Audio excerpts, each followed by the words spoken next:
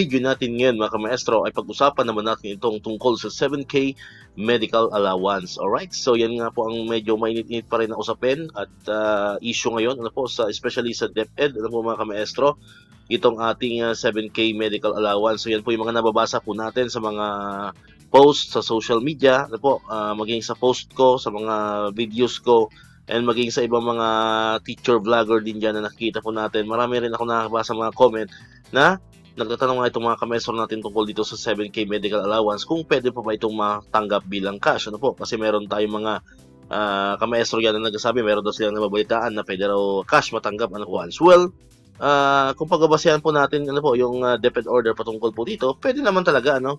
Pwede naman siyang maging cash, ano po mga kamaestro. Pero medyo napakatindi po, no? Napakatindi ng mga pagdadaanan natin, napakatindi ng mga requirements po na kailangan nating i-accomplish para po mag-grant po itong ating 7K cash allowance or 7K medical allowance bilang cash, ano po mga kamaestro. So nang una, yun pong tinatawag natin na individual availment, ano po mga kamaestro. Ito ay mag-a-avail ka ng iyong sariling HMO or magre-renew ka, no? Kung meron ka ng existing na HMO, pwede naman, ano po mga kamaestro. Pero ito'y kailangan mong i-prove, ano po, na meron ka na talagang HMO or ikaw ay nag-a-apply ng iyong bagong HMO. So may mga kailangan po siyang requirements na isasubmit kayo, may mga listahan po doon. So medyo mabigat-bigat din, ano po mga kamaestro, no? Yung individual availment, ano po mga kamaestro. Then yung pangalawa naman, yung individual availment for payment of medical expenses, ano po mga kamaestro. Yung una dyan is yung kung ang lugar mo ay na-declare na certified as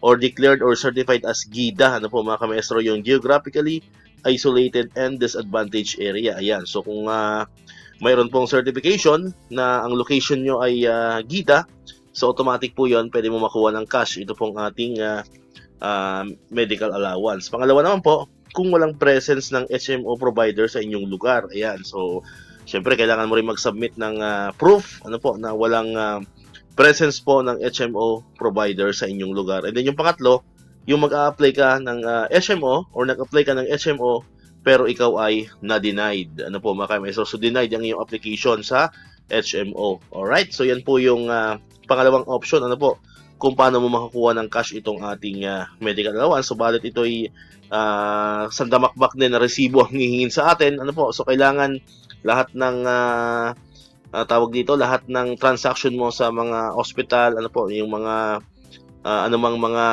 medical expenses mo, kailangan lahat ay nakatabi, ano po, yung mga resibo natin, kasi panigurado po yan ay hanapin sa atin. Avail pa tayo nitong ating 7K na medical allowance. Alright, and syempre yung pangatlo na option po natin is yung ating group availment, na kung saan ang kanya-kanyang SDO po natin yung mag-ayos na po niyan ng ating HMO. Alright, so kumbaga yun na yung default, ano, yung talaga yung naka-default na option na talaga natin is yung group availment, ano po mga kamaestro. Kasi kung pipiliin mo yung dalawang option na sinabi ko kanina, yung individual availment, din naman, kaso nga ang dami mga requirements, dami mga listahan na hihingin sa atin para lang maibigay sa atin itong 7K medical allowance na ito bilang cash. And sa pagkakalam ko po, may mga nababalitaan din po tayo na hindi talaga actually buong 7K ano yung matatanggap po natin if ever man magre-reimburse tayo dito sa ating medical allowance. Okay, kumbaga ang talagang option talaga natin na binigay ng DepEd sa atin is yung group availment, kasi doon talagang wala ka nang gagawin, ano,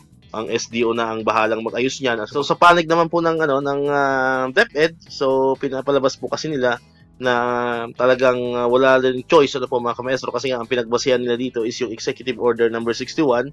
So doon po talaga naka-base itong ating guidelines para po dito sa ating HMO, and then yung DBM Budget Circular number 6 series of 2024. Ito yung napili po nila mga options para po dito sa ating 7K medical allowance po para sa DepEd. Ayan, so kayo po, ano po sa tingin talaga ninyo ang mas nakakabuti or mas nakagaganda po sa kapakanan po ng mga kamaestro natin yan? Kasi tayo naman po, wala naman po tayo ibang inihiling kundi yung pang kumbaga sa ikabubuti lang, ano po, sa ikabubuti lang ng karamihan po. Ano yung mas ikabubuti sana, yun po ang ipapatupad.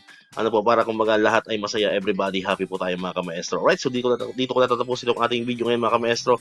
Kung di ka pa nakakapag-subscribe, click mo na ang subscribe button yan para ikaw yung unang nakakapanood ng mga videos na ina-upload natin. Katulad ito, yung mga updates pa rin about sa medical allowance and other benefits sa mga teachers and government employees. And syempre, click mo na rin ang notification bell button para manonotify ka, always updated ka pag may mga bago tayong uploaded na videos. Sa muli, maraming salamat sa inyong panonood at pakikinig. Once again, El Maestro, see you on my next vlog. Bye-bye!